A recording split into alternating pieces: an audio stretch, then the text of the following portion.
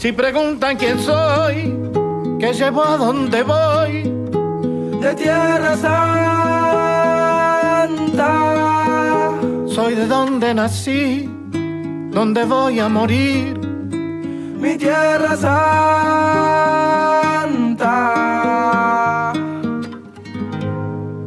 A veces pierdo, a veces gano, pero no es en vano morirme por la tierra que amo. Y si los de afuera preguntan cómo me llamo, mi nombre es latino y mi apellido americano. Si preguntan quién soy, qué llevo, a dónde voy, soy de Tierra Santa. Soy de donde nací, donde voy a morir, mi Tierra Santa. ¿Qué tal? Bienvenidos una vez más a Informe del Sur, como todas las semanas. Estamos aquí en la TV Cooperativa para acompañarlos y contarles lo más importante que ha sucedido en estos últimos 7 días en nuestra Latinoamérica. Y vamos a comenzar con este primer bloque referido al Mercosur, ya que en Iguazú esta semana se realizó la cumbre del bloque. Los ministros de Relaciones Exteriores se encontraron previo a la cumbre y lo vamos a ver aquí en Informe del Sur. Adelante. Reunión de cancilleres del Mercosur en Puerto Iguazú, en el norte de Argentina. El encuentro tiene lugar un día antes de la cumbre del bloque sudamericano que reunirá en esta ciudad a los presidentes de Argentina, Brasil, Paraguay y Uruguay. En el inicio de la reunión, el canciller anfitrión, el argentino Santiago Cafiero, propuso actualizar el acuerdo alcanzado entre el Mercosur y la Unión Europea, que según él no responde al escenario internacional actual. Cafiero también defendió relaciones más equilibradas con la Unión Europea en las negociaciones, en medio de tensiones por el endurecimiento de las demandas medioambientales de Bruselas. La Unión Europea y el Mercosur intentan concretar un tratado de libre comercio luego de llegar a un acuerdo de principios en 2019, tras más de 2 décadas de duras negociaciones, sin que aún se haya ratificado. Se espera que el tema esté sobre la mesa en la cumbre de presidentes del martes, aunque pocos esperan que el encuentro entregue un consenso sobre cómo responder a las demandas europeas sobre protección ambiental. El bloque tiene previsto además retomar los trabajos suspendidos desde 2019 para la adhesión de Bolivia como miembro pleno del grupo. Al final de la cumbre, Brasil recibirá la presidencia pro tempore del Mercosur hasta fin de año. Esta semana, el presidente del Parlasur, Mario Colman, acompañado por la vicepresidenta por Argentina, Cecilia Bretto, y el vicepresidente por Brasil, Celso Russomano, participaron de la reunión número 62 del Consejo del Mercado Común. Vamos a escuchar ahora parte de la intervención de Colman en esta reunión. En esta ocasión me acompañan los miembros de la mesa directiva del Parlamento del Mercosur, el vicepresidente por Brasil, el parlamentario Celso Russomano, y la vicepresidenta por Argentina, la parlamentaria Cecilia Bretto. Señoras y señores, el Mercosur ha creado hace más de 30 años, ha demostrado una plataforma vital para la integración y el desarrollo económico, social y político en nuestros países. Sin embargo, enfrentamos desafíos para aprovechar plenamente su potencial. Somos el 5º bloque económico a nivel mundial y poseemos un enorme potencial en áreas tales como alimentación, medio ambiente y la cultura. El proceso de integración, que significa mucho más que la construcción de la zona de preferencia comercial, es una construcción permanente que nunca acaba. La redefinición de los acuerdos internacionales en materia de comercio, producción y clima representan desafíos que nos invitan a afrontar de manera conjunta todo lo que podamos estar de acuerdo. La recuperación económica global en el contexto post-pandemia ha sido lenta y hacemos un llamado a reforzar la cooperación en el seno del Mercosur. En lo que respecta a nuestro relacionamiento con los órganos decisorios del Mercosur, cabe mencionar que desde su creación el Parlamento del Mercosur ha enviado 150 recomendaciones al Consejo del Mercado Común. Sin embargo, no ha habido retorno ni reciprocidad en un marco de cooperación y complementación institucional. Creemos firmemente que ha llegado el momento de una colaboración más estrecha en el seno del Consejo del Mercado Común y el Parlamento del Mercosur. Creemos en un Mercosur fuerte y conectado al mundo que se abra a la innovación y al comercio. Entendemos en este sentido vital procurar los acuerdos comerciales y de cooperación con asociaciones regionales y estados en todo el planeta. Es por eso que en el Parlamento del Mercosur se ha tomado la iniciativa de intensificar sus relaciones con los parlamentos regionales del globo. Como parte de esta política externa, se ha establecido un diálogo permanente con el Parlamento Europeo. Como sabemos, el Parlamento Europeo es clave en la aprobación del acuerdo Unión Europea-Mercosur. En este sentido, el Parlamento del Mercosur juega un rol central en la diplomacia parlamentaria que facilita allanar los caminos que llevan a esa meta tan buscada pero tan postergada. Con este sentido, ha sido creada la Comisión Temporaria de Seguimiento del Acuerdo Mercosur-Unión Europea, que analiza con las autoridades de los diferentes órganos de la Unión Europea el estado actual de las negociaciones. La ratificación del Acuerdo Comercial Mercosur-Unión Europea es de suma importancia para consolidar y profundizar nuestras relaciones con Europa. El Parlamento del Mercosur está firmemente convencido de la importancia de eso y en la última sesión plenaria se ha aprobado una declaración que ratifica su compromiso con el avance de las negociaciones y el logro de un acuerdo equilibrado que promueva el desarrollo sostenible y fortalezca las relaciones entre ambas regiones. Los desafíos, señores y señores, son grandes. Las posibilidades son enormes. Señoras y señores, señor ministro Cafiero, agradezco el cálido recibimiento y la fraternal hospitalidad que hemos recibido durante nuestra visita a su país. Esto vuelve a manifestar el espíritu de cooperación que prevalece en nuestro bloque. En nombre del Parlamento del Mercosur, hago votos por una muy fructífera jornada de trabajo en el ámbito del Consejo Mercado Común, que signifique avances para nuestra región y prosperidad para nuestros pueblos. Muchas gracias. Y finalmente, como adelantábamos cuando arrancábamos el programa, se llevó a cabo una nueva reunión, una nueva cumbre del Mercosur. Ahora vamos a hacer un pequeño raconto de los principales temas que allí se mencionaron. Foto de familia de los presidentes del Mercosur con las impactantes cataratas del Iguazú de fondo. Fue el final de una cumbre del bloque sudamericano en la que Argentina y Brasil plantaron cara a la postura ambiental de la Unión Europea en el acuerdo comercial y en la que volvieron a surgir las divisiones internas en el bloque. La presentación de nuevas demandas en materia ambiental por parte de la Unión Europea, luego de prácticamente 4 años durante los cuales el proceso negociador estuvo virtualmente detenido por diferencias políticas internas de Europa, nos presenta una visión parcial del desarrollo sostenible. La Unión Europea y el Mercosur llegaron a un acuerdo de principios para un tratado de libre comercio en 2019, después de más de 2 décadas de duras negociaciones, pero todavía no ha sido ratificado. Y en marzo, un documento adicional presentado por el bloque europeo con exigencias medioambientales relativas al sector agropecuario generó resquemores entre los sudamericanos, que acusan a Europa de querer condenar a la región a ser proveedora de la materia prima que otros industrializan. Los socios estratégicos no negocian sobre la base de la desconfianza y la amenaza de sanciones.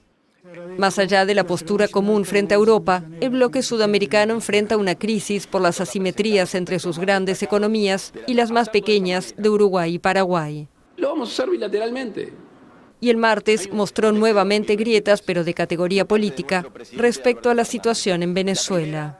Hoy vemos una violación a los derechos del pueblo venezolano, de María Corina Machado, que atacan el nervio de la democracia venezolana.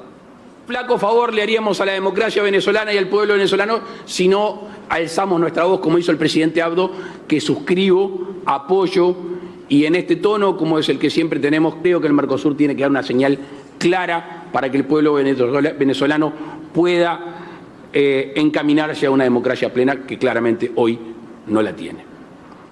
La aspirante presidencial opositora en Venezuela, María Corina Machado, fue inhabilitada el 1 de julio para ejercer cargos públicos durante 15 años por la Contraloría de ese país. Los presidentes de Brasil y Argentina discreparon sobre exponer el tema en foros internacionales, llamando a no aislar a Venezuela. Al final de la cumbre, Lula asumió la presidencia pro tempore del bloque.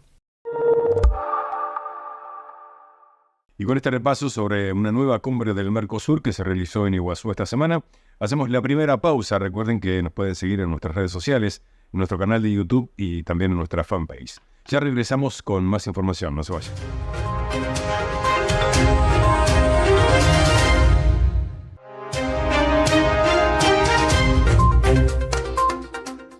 Continuamos con toda la información aquí en Informe del Sur. Vamos a compartir un pequeño adelanto, ¿sí?, de una entrevista al parlamentario por La Pampa, Nelson Nicoletti, sobre su paso, ¿sí?, por el Parlamento y también sobre el nuevo llamado a elecciones para parlamentarios del Mercosur. Lo vemos. Han salido algunas notas de algunos referentes del macrismo, el caso de Fernando Iglesias, a impulsar a los precandidatos del Parlasur. En el caso de él, impulsa a Luis Brandoni, al actor Luis Brandoni, que va acompañando a Patricia Bullrich.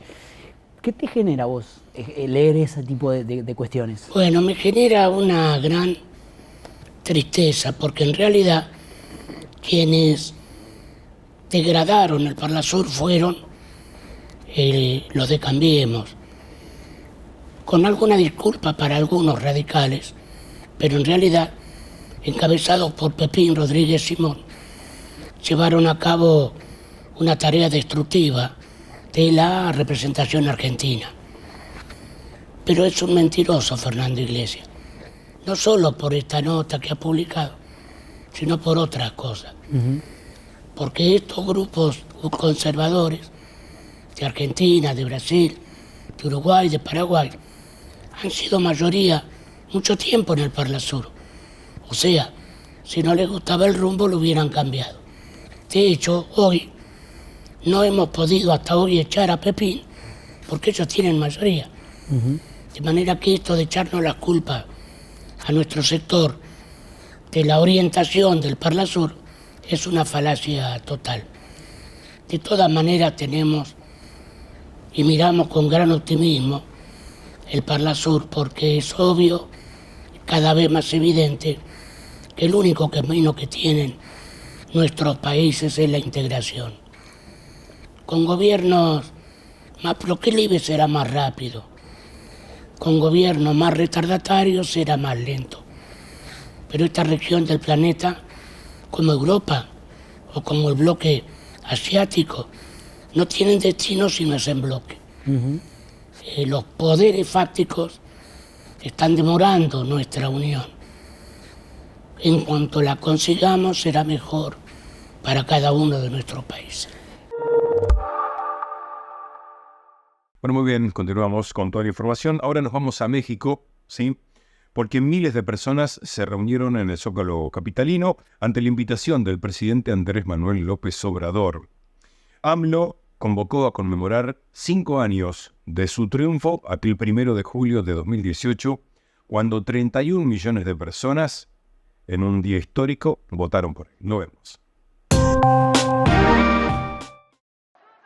El presidente Andrés Manuel López Obrador convocó a conmemorar 5 años desde su triunfo en las urnas el 1 de julio del 2018, cuando 31 millones de mexicanos votaron por él y la denominada Cuarta Transformación, en las elecciones presidenciales con mayor participación de la historia del país. Estamos muy contentos estos 5 años en que nuestro presidente ha gobernado México, porque su frase es primero los pobres. Más que todo se trata de la revolución de las conciencias.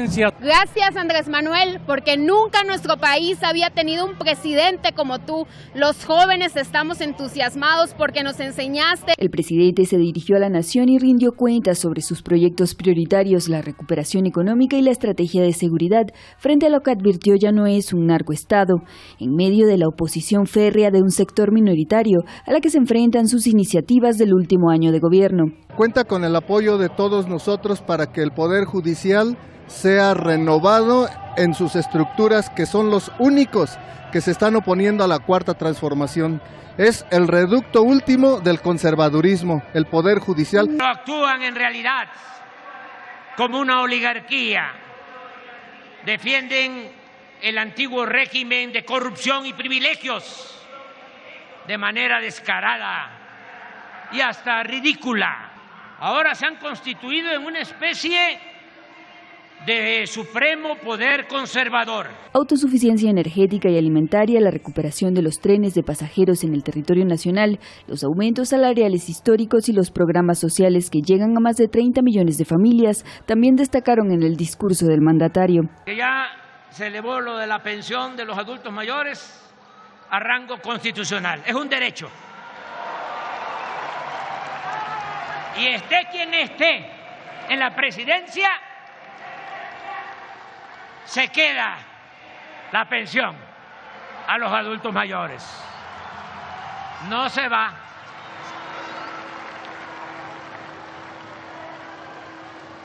Y otra información, a partir de enero hay un aumento a la pensión del 25%. Seguimos hablando de Latinoamérica y es momento de detenernos precisamente en un tema muy importante como es el medio ambiente. Según la Organización Meteorológica Mundial, el cambio climático en nuestra región, en América Latina, se está agravando considerablemente. América Latina se encuentra en medio de un círculo vicioso del cambio climático. Así lo advirtió el miércoles un informe de la Organización Meteorológica Mundial que sostiene que el nuevo episodio de El Niño, un fenómeno asociado al calentamiento de la superficie del océano, hará subir las temperaturas y provocará episodios más extremos. Entre los impactos climáticos en la región, el reporte señala un aumento de la temperatura promedio de 2 grados por década entre 1991 y 2022, con el mayor registro en México y el Caribe. Además, el nivel del mar continúa subiendo a un ritmo mayor en el Atlántico Sur y el Atlántico Norte subtropical con respecto al promedio mundial, lo que contamina los acuíferos de agua dulce, erosiona las costas y aumenta el riesgo de inundaciones. Los huracanes y ciclones tropicales se han vuelto más fuertes y destructivos. Asimismo, durante 2022, intensas lluvias provocaron deslizamientos de tierra, que dejaron cientos de víctimas mortales y pérdidas económicas multimillonarias. Mientras tanto, periodos prolongados de sequías afectaron la agricultura y el abastecimiento de agua a la población, y en amplias zonas de América del Sur causaron un descenso en la producción hidroeléctrica. Según el informe, muchos de los fenómenos extremos estuvieron influidos por el episodio de larga duración de La Niña, pero también son el resultado de un clima modificado por las actividades humanas. El Niño de 2018 a 2019 dio lugar a un episodio de casi 3 años de La Niña, que causa los efectos contrarios, entre ellos una bajada de las temperaturas. Pausa con estos datos y ya regresamos con más información.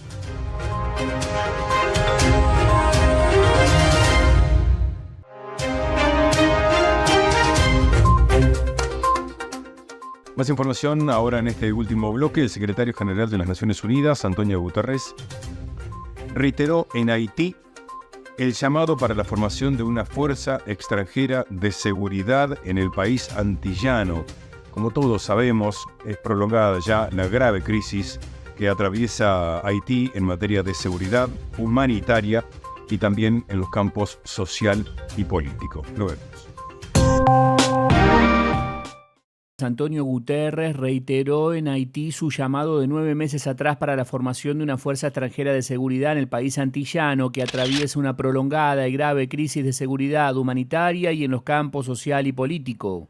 Guterres llamó la atención sobre la crisis a la que se enfrenta Haití en su lucha contra las bandas violentas que han invadido gran parte de la capital, Puerto Príncipe. Una crisis, dijo Guterres, comparable a la de países en conflicto armado. En septiembre del año pasado, las bandas armadas agravaron la crisis humanitaria al bloquear durante 6 semanas una terminal de combustible, paralizando la mayor parte de la actividad económica. En octubre, el Consejo de Seguridad de la ONU sancionó al gángster más poderoso de Haití, acusado de liderar el bloqueo en protesta por los recortes del gobierno en las subvenciones al combustible. Los países se han mostrado cautos votos en apoyar al gobierno no electo del primer ministro Ariel Henry, quien afirmó que no pueden celebrarse elecciones justas en la situación de inseguridad actual. Henry asumió el poder en julio de 2021, días después del asesinato del presidente Jovenel Moïse, y se comprometió a dejar el cargo el 7 de febrero de 2024,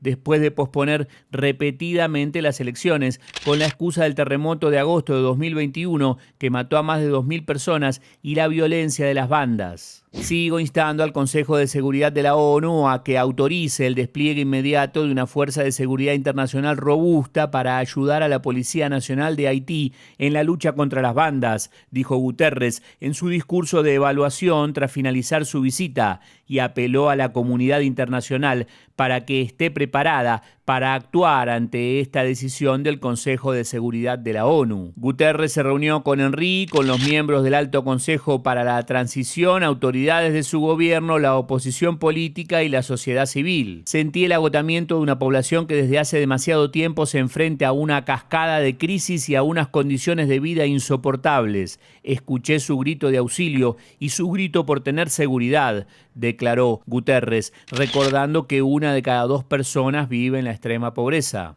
La brutal violencia de las bandas está afectando a todos los aspectos de la vida pública y privada del país. Puerto Príncipe está rodeado de bandas armadas que bloquean las principales carreteras que conducen a los departamentos del norte y del sur. Controlan el acceso al agua y a los alimentos, dijo Guterres.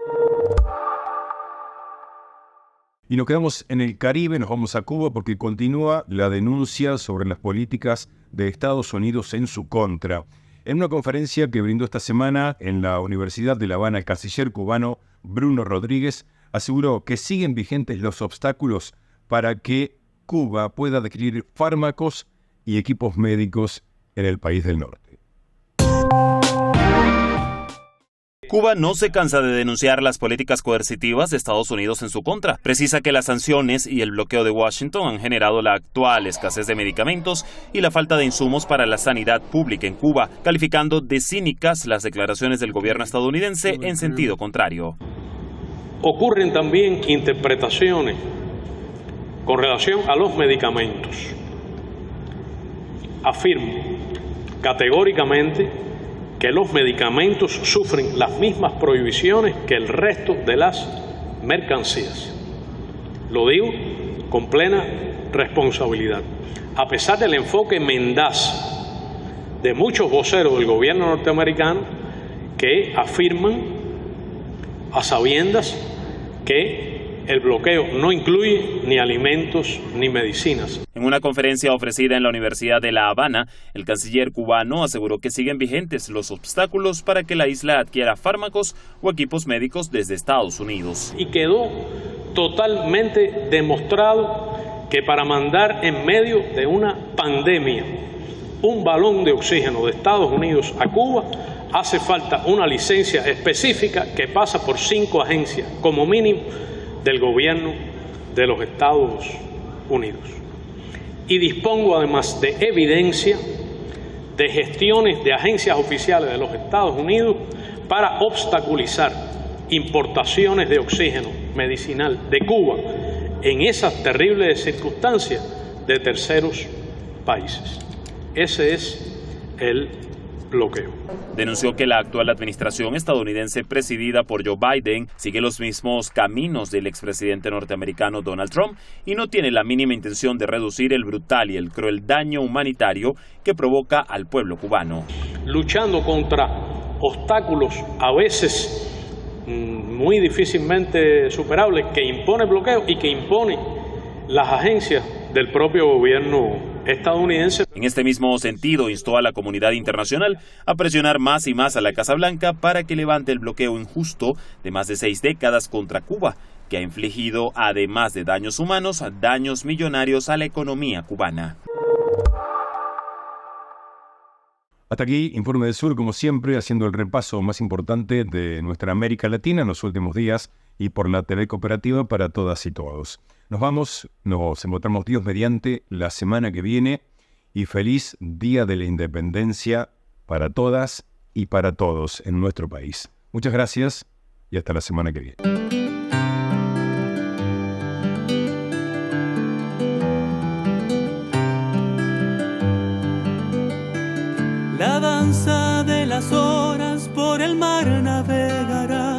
acercándome a tus melodías. Y el ritmo de las olas elegantes bailarán, resistiendo el paso de los días.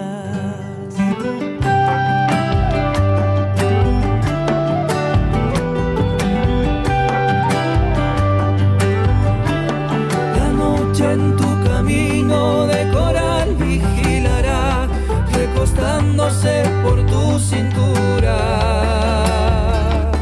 Y el frío del silencio con tu voz se alejará, de tu cuerpo nacerán mil lunas.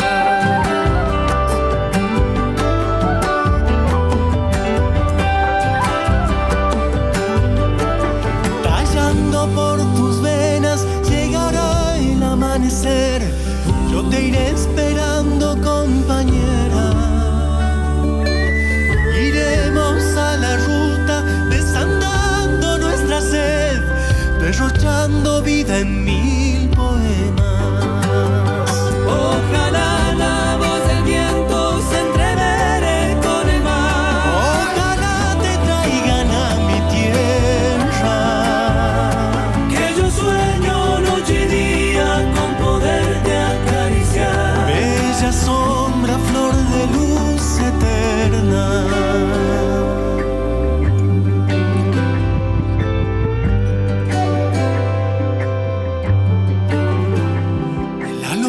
De los hombres que castigan mi lugar, poco a poco aquí se irá durmiendo.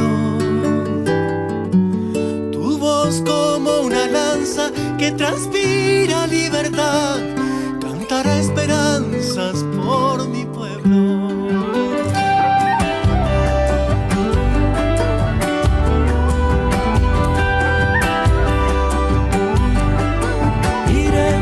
Al encuentro de un camino sin final, escribiendo historias y desvelos. La ruta y sus colores de viñedos vestirá, un destino de canción en vuelo.